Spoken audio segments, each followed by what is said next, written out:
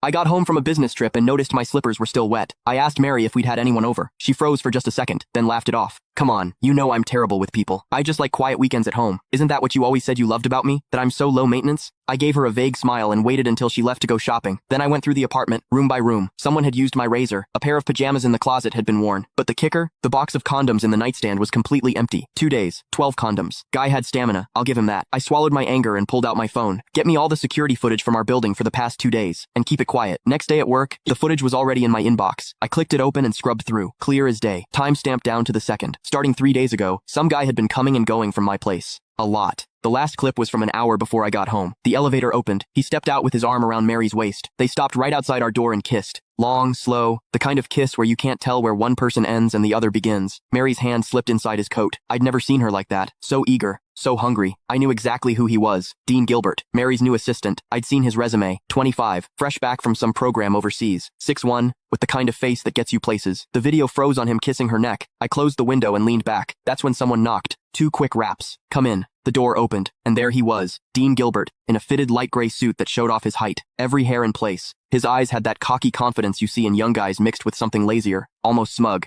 He was holding a folder. Chairman Dickerson. His voice was all business. President Henson asked me to bring over the year-end bonus list for your signature. He walked to my desk and set the folder down. No small talk. Didn't leave. Just stood there, waiting. Perfect posture. But his eyes drifted past me to the bookshelf like this was just some boring errand. I looked up at him. He didn't flinch. He even smiled, a smile that was hard to read. Normally, when Mary sent stuff like this or had her secretary bring it, I'd glance at the total and sign. She handled HR and finance. I'd always given her free rein. But today, I picked up the folder, opened it. I went through page by page. Bonuses ranged from tens of thousands to a few $100,000, nothing unusual for this year. Then I hit the last page. My hand stopped. Next to Dean Gilbert's name was a long string of numbers. Year-end. Bonus. $1 million. And in the notes, plus one company BMW, 730 Li, $1 million.